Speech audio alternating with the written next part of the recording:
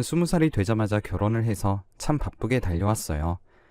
아무것도 없이 빈손으로 덜렁 남편과 결혼을 해서 신혼 때는 참 잠도 제대로 못 자고 남편도 저도 쉴 새 없이 일을 해서 돈을 모으기 급급했습니다. 남편은 삼형제 중에 막내였었는데 첫째 형은 판사에다 둘째 형은 의사였는데 본인은 영 공부에 관심이 없어서 대학 갈 성적도 안 됐지만 부모님도 남편이 공부를 하지 않았으니 위에 형들처럼 풍족하게 지원을 해주긴커녕 공부도 안 할 바엔 집에서 나가서 살라며 20살이 되자마자 내쫓기듯이 집에서 나와서 살기 시작했다고 하더군요. 물론 그 과정에서 부모님의 지원도 없었고요. 남편은 그 후로 원양어선도 탔다가 장사도 했다가 온갖 일들을 다 해봤다고 합니다. 그러다 절 만나서 결혼을 했지만 저도 저희 집안도 돈이 없으니 정말 막막했어요. 저희 집안은 제가 중학교 때까지만 하더라도 그 동네에서 가장 잘 사는 큰 2층 집에서 살았었는데 아버지의 사업이 부도가 나는 바람에 순식간에 집이 망해버렸었거든요. 그래서 저도 그 어린 나이부터 이런저런 돈이 될 만한 일들은 모조리 하면서 자라왔습니다. 이런 가난은 최대한 제 아이에게 물려주고 싶지 않았거든요. 그런데 그 와중에 또 아들이 생겨서 아이 분유값과 기저귀 값을 벌려면 저도 집에서 부업을 하고 남편은 하루에 4시간만 잠을 자가면서 돈을 벌었습니다. 그때 당시에는 너무 힘들고 바쁘니 제가 운이 참 나쁘다고 생각했어요.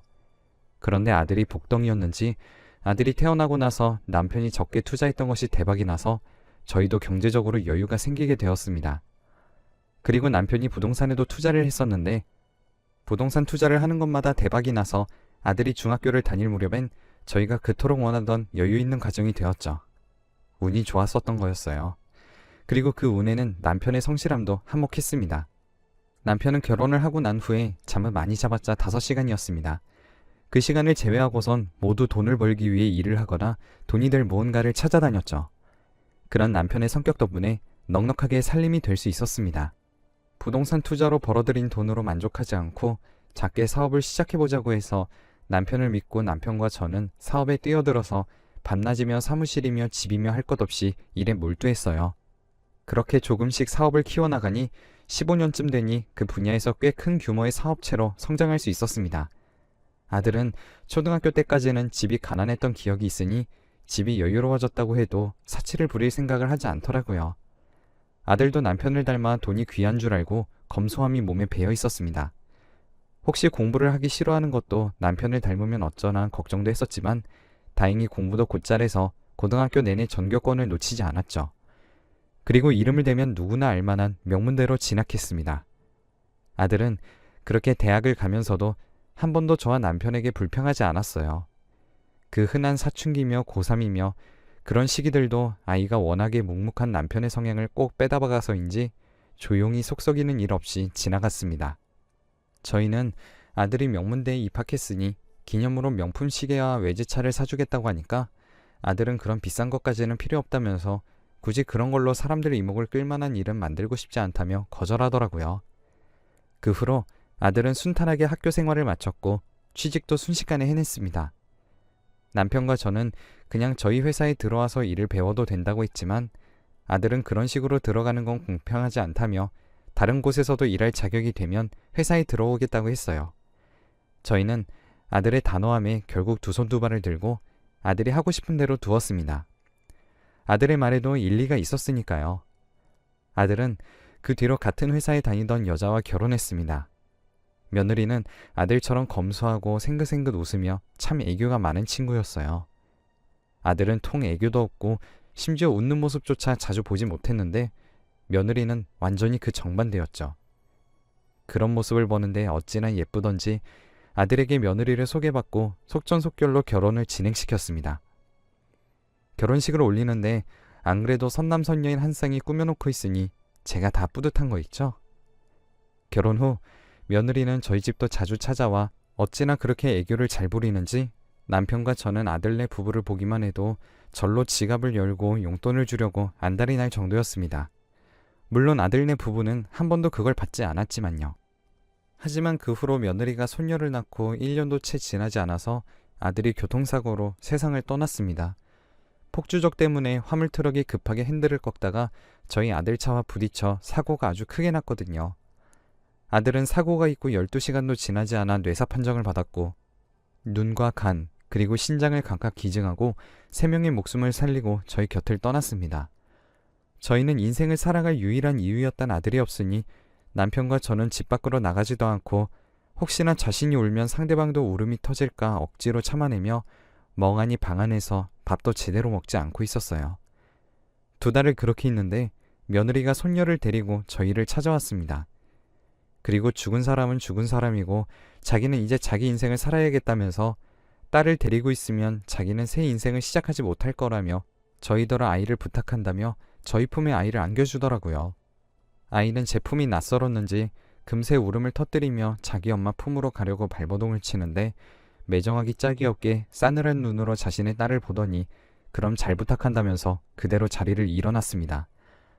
남편과 저는 뭐라도 한마디 할 겨를도 없이 일어난 일에 당황스러워 어쩔 줄 모르고 있었는데 겨우 울음을 그친 손녀가 제 손가락을 잡는데 정신이 번쩍 들면서 손녀를 생각하면 이렇게 살면 안 되겠다는 생각이 들더라고요. 그 후로 저희는 지극정성으로 손녀를 키웠습니다. 어디 가서 부모님이 안 계신다고 기죽지 않게 뭐 하나를 사입혀도 좋은 것들 중에 가장 좋은 것들로만 골라서 입혔어요. 다행히 손녀는 그 누구에게도 기죽지 않고 씩씩하고 활발하게 자랐습니다. 그렇게 손녀가 초등학교 4학년이었을 때 손녀가 학교에서 돌아올 시간이 한참 지났는데도 오지 않아서 남편과 저는 경찰에 신고하고 아이를 동네방네 뒤지면서 찾아다녔습니다. 그런데 손녀를 찾지 못해서 큰일이 났다 싶어 발을 동동 구르고 있었는데 저녁이 되자 손녀가 너무 아무렇지 않게 집으로 돌아오더라고요. 손녀가 집으로 돌아온 것을 보고서 긴장이 탁 풀리면서 그 자리에 주저앉았습니다. 남편은 처음으로 손녀에게 언성을 높이며 대체 어디에 있다가 이제서야 들어오냐며 손녀를 다그치자 저희 눈치를 슬그머니 보더니 엄마가 찾아와서 엄마랑 만나고 왔다고 하는 겁니다. 저는 잘못 들은 줄 알고 누구네 엄마냐고 물었더니 자기 친엄마를 만나고 왔다며 다시 한번 또박또박 이야기하는 손녀의 말에 제 귀를 의심했어요. 며느리는 어떻게 손녀의 학교를 알고 찾아간 건지 뻔뻔하게도 손녀를 찾아와 이제 자기와 함께 살고 싶지 않냐면서 물었다는 겁니다. 처음에는 이상한 사람인 줄로만 알고 따라가지 않으려고 했는데 등본과 신분증까지 내밀면서 손녀에게 자기가 친엄마가 맞다며 잠시만 이야기하자고 손녀를 데리고 근처 카페까지 갔다고 해요. 손녀는 친엄마를 처음 만나보는 거니 당연히 궁금해했겠죠. 남들은 다 있는 엄마와 아빠가 늘 자기만 없었으니까요. 얼마나 엄마의 사랑이 간절했을지 알고 있으니 손녀가 따라간 걸 나무랄 수 없었습니다. 손녀를 데리고 간 며느리는 손녀에게 그동안 너무 보고 싶었는데 저와 남편이 그걸 막았다고 하면서 이제는 함께 살자며 손녀에게 거짓말을 했다고 합니다. 손녀는 그 말에 깜빡 속아 넘어가서 저희에게 왜 엄마가 오는 걸 막았냐며 화를 내더라고요. 처음으로 저희를 원망스럽다는 듯한 그 눈을 보는 순간 저는 겁이 났습니다. 아들을 잃고 제가 살아가던 이유였던 손녀마저 이런 식으로 떠나버린다면 정말로 살 수 없을 것 같았거든요. 남편도 마찬가지였죠. 그렇지만 손녀가 저희를 원망하는 채로 저희와 함께 사는 것도 손녀에게는 못할 짓인 것 같기도 해서 친엄마와 함께 사는 게 맞는가라는 생각도 했습니다. 그래서 저희는 손녀를 며느리에게 데려가라고 하기로 결정했어요. 대신에 저희 집에서 2주 동안 머무르면서 손녀를 잘 돌보는지 확인하기로 했습니다. 그리고 손녀와 함께 살아보고 마지막까지도 손녀가 자기 엄마를 따라가고 싶다고 한다면 손녀가 원하는 대로 보내주겠다고 말했죠. 그러자 며느리는 그게 무슨 소리냐며 자기가 자기 딸을 데려간다는데 왜 저희 허락을 받아야 하는 거냐며 날뛰었지만 저희는 그렇게 아니면 절대로 못 데려갈 줄 알라며 어디 한번 소송까지 가보자고 하니 며느리는 꼬리를 내리고 저희 집으로 들어왔습니다. 처음에 3일은 어찌나 자기 딸을 지극정성으로 돌보는지 도자기 다루듯이 손녀를 싸고 돌더라고요. 손녀도 처음 받아보는 엄마의 사랑에 굉장히 만족스러워했고요. 그런데 일주일쯤 지나자 며느리는 본색을 드러내기 시작했습니다. 손녀가 등교를 하고 나면 저와 남편에게 이 정도 했으면 충분히 보지 않았냐면서 이제 그만 딸을 데리고 나가서 살 테니 양육비를 보내달라고 하는 겁니다. 심지어 요구하는 양육비도 한두 푼이 아니었습니다. 저희는 어이가 없어서 지금 손녀를 데려가려는 이유가 고작 돈 몇 푼 때문이냐며 화를 내자 며느리는 뻔뻔하게 그럼 돈이 아니면 자기가 무슨 이유로 데려가겠냐며 어차피 결정은 딸이 하는 거니 당신들 의견은 필요 없다고 하더라고요. 저는 화가 머리끝까지 치솟아서 이제 자기 새 인생 살겠다며 그 갓난아이를 버리고 도망쳤으면서 지금 기껏 돌아와서 한다는 말이 아이를 협박하는 데 이용하면서 양육비나 뜯어내려고 하는 거냐며 모성애라는 게 있긴 하냐며 쏘아붙였습니다. 며느리는 이제 될 대로 되라는 듯 그럼 자기는 아이는 필요 없으니 돈이나 달라며 아들이 죽고 받은 보험금은 이제 다 써버렸다면서 자기는 돈만 아니면 딸 같은 건 필요 없다며 아들의 보험금만 많았어도 이런 데 와서 아이 시중드는 짓은 안 했을 거라고 말하더군요. 그 말을 듣고 먹고 죽을래도 너 같은 사람한테 줄 돈은 없다고 소리를 지르며 한참 동안 언성을 높여가며 싸웠습니다. 그리고 손녀가 아무리 며느리를 선택한다고 해도 절대로 보내지 않을 거라고도 했었죠. 그렇게 언성을 높이면서 저와 며느리가 한참 말싸움을 하던 도중에 뭔가가 이상해서 문 쪽을 바라보니 무슨 일인지 아직 학교에 있어야 할 손녀가 현관문에서 울먹이면서 저희를 바라보고 있는 겁니다. 열이 너무 많이 올라서 급하게 조퇴를 하고 집으로 온 손녀가 집에 도착하자마자 저희가 싸우는 소리를 듣고 모든 사실을 알아버린 거죠. 며느리는 손녀를 보고 당황했는지 한참을 쏘아대며 말하던 사람이 꿀먹은 벙어리처럼 아무 말도 못했고 순식간에 집안은 정적에 휩싸였습니다. 손녀는 저와 며느리를 번갈아 쳐다보다 순식간에 뒤돌아 집 밖으로 뛰쳐나갔어요. 며느리는 그걸 보고서 다 망했다며 자기 짐을 싸들고 나가버렸습니다. 저는 며느리고 나발이고 손녀를 붙잡으려 신발도 제대로 신지 않고 뛰어나왔지만 어찌나 재빠른지 이미 골목 안에서 손녀의 모습은 보이지 않았죠. 남편과 저는 온 동네를 뒤져서 한참을 찾아다니다 손녀를 집 근처 놀이터에서 찾았습니다. 갈 곳이 없어 어디 멀리는 가지 못하고 미끄럼틀 밑에서 쭈그리고 앉아 눈물을 흘리고 있더라고요. 어찌나 서럽게 우는지 지금까지 그렇게 운 적이 없던 아이가 숨이 넘어갈 정도로 울고 있는데 그 모습을 보니 제가 더 미안해져서 선뜻 다가갈 수도 없었습니다. 한참을 그렇게 바라만 보고 있다가 손녀가 울음을 겨우 그치며 절 발견했어요. 절 발견하자마자 다른 곳으로 또 도망가려고 하더라고요. 제가 뒤돌아 도망가려는 손녀의 이름을 부르자 손녀는 움직임을 멈추고 그 자리에 섰습니다. 그 사이에 제가 손녀의 앞으로 가서 손녀를 꼭 안아주며 이 세상에서 그 누구보다도 사랑하는 건 너뿐이라고 말해주자 손녀는 또다시 눈물이 나는지 몸을 들썩였습니다. 저도 눈물이 차오르는 것을 겨우 막고 손녀를 토닥이면서 다른 아이들이 엄마며 아빠며 할머니 할아버지가 사랑해주는 것보다 제가 미영이를 사랑하는 게 더 클 거라면서 다른 아이들이 나눠서 받는 사랑을 제가 한 번에 다 주겠다며 저에게 기회를 줄 수 있겠냐고 하니 그제서야 손녀는 겨우 울음을 그치고 한마디 꺼냈습니다. 죄송해요 라고 하는 손녀의 말에 뭐가 죄송하냐며 너가 죄송할 건 하나도 없다고 했지만 손녀는 자기를 이렇게 사랑해주고 키워준 할머니 할아버지를 두고 엄마를 따라가려고 했었다면서 자기는 이제 평생 할머니와 살 거라고 했습니다. 그 말을 들으니 저도 눈물을 참을 수가 없더라고요. 그 이후로 손녀와 남편과 함께 오손도손 오래 살고 싶었지만 그리 오래가지 않았습니다. 남편이 전립선 암에 걸려 시한부 선고를 받게 되었거든요. 사실 저희 남편도 나이가 나이인지라 죽음이 그리 멀지 않았다는 걸 알고 있었지만 막상 눈앞에 죽음이 있다고 하니 세상이 깜깜해졌습니다. 치료를 하면 살 수 있을 테지만 남편도 나이가 있어 몸이 허약해져서 그 치료를 버텨낼지가 미지수였습니다. 그러자 남편은 오히려 살기 위해서 발버둥 치다 시간 낭비하는 것보다 그저 주어진 수명대로 살다 가겠다고 했죠. 남편은 오히려 담담하게 절 달래며 자기 재산이 그 며느리에게 넘어가는 꼴은 절대로 못 본다며 재산을 하나둘 사회에 환원하고 저에게 미리 나누어주고 유언장까지 미리 작성했습니다. 손녀의 몫을 부모라는 이름으로 채갈 수도 있으니 손녀의 상속분도 어떻게 해야 할지 모두 방법을 찾아놓았어요. 그리고 남편은 6개월 시한부를 선고받았었지만 그 기간보다 1년이나 더 살고 세상을 떠났습니다.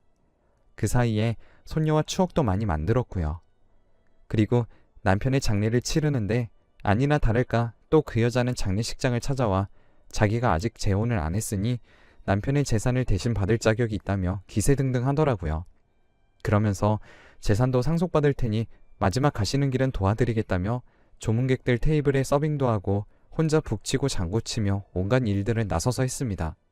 저는 그 모습마저도 보고 있으니 화딱지가 났지만 남편의 마지막을 소란스럽게 만들고 싶지 않아서 조용히 분노를 삭혔죠. 그리고 이제 유언장이 발표되자 그 여자는 내용을 들을수록 새하얗게 질려갔습니다. 그 여자의 몫은 하나도 없었고 손녀에게 주는 돈도 제가 살아있는 동안은 제가 관리하고 제가 손녀가 만 19세가 되기 전에 죽더라도 손녀가 만 19세가 되어야 꺼낼 수 있는 은행 금고에 넣어놓겠다는 이야기까지 들어있었습니다. 그 내용을 듣자 며느리는 이게 무슨 말이냐며 그래도 유류분은 받을 수 있지 않냐고 화를 냈지만 그 부분도 이미 변호사 상담을 통해서 불가능할 거라는 것을 알고 있었기에 그러면 소송을 걸어보라고 했어요. 소송 결과는 역시 유류분은 받을 수는 있지만 그동안 아이를 키운 양육비를 그 여자가 지급해야 했었기에 그 유류분을 받는 것보다 저희에게 줘야 할 돈이 더 많다는 판결이 나자 그 여자는 입을 싹 닫고 소식을 끊더라고요. 그 이후로 손녀는 잘 자라주어 이제 중학교에서도 친구들과도 잘 지내고 공부도 어째나 곧잘하는지 손녀를 보기만 해도 절로 배가 부른 느낌입니다. 그 여자를 생각하면 어쩌다 그런 여자를 만나서 결혼을 한 건지 먼저 간 아들이 너무 안타깝기도 하고 이해도 되지 않았지만 이렇게 예쁘고 착한 딸을 낳으려고 그 결혼을 했나 생각이 듭니다. 그 이후로 저에게 종종 돈 좀 줄 수 없냐며 모르는 전화번호로 연락이 오기도 하는데 어디 돈을 잘못 끌어다 썼는지 매번 잘못했다며 자기 빚만 갚아달라며 저에게 사정하기도 했지만 손녀에게 한 짓만 생각하면 끔찍해져서 매번 단번에 다신 연락하지 말고 돈을 갈아서 버리는 한이 있어도 당신한테는 줄 돈 없다고 말하는 것이 몇 번 반복되다 보니까 포기했는지 1년 전부터는 이제 그런 연락조차도 없네요. 가끔씩 손녀와 밖에 나가서 걷고 있을 때 엄마와 단란하게 걸어가는 여자아이들을 마주치면 손녀에게 혹시 엄마가 없어서 힘들지는 않냐고 물어봤지만 손녀는 오히려 웃으면서 자기가 엄마가 왜 없냐면서 제가 엄마면서 아빠도 되고 할머니도 할아버지도 되는데 자기는 모두 가졌다고 행복하다고 말해줍니다. 그런 손녀의 대답에 저도 절로 미소가 지어지더라고요. 제 인생이 앞으로 얼마나 남았는지는 모르겠지만 제 소원은 딱 손녀가 대학도 가고 취업도 하고 결혼하는 것까지 보고 편하게 눈을 감은 뒤 남편이 있는 곳으로 가는 거예요. 젊었을 적에는 참 운이 없는 사람이라고 생각했는데 저는 참 운이 좋은 사람이었습니다. 이렇게 절 위해주는 손녀가 있으니까요. 저도 남은 인생은 손녀를 위해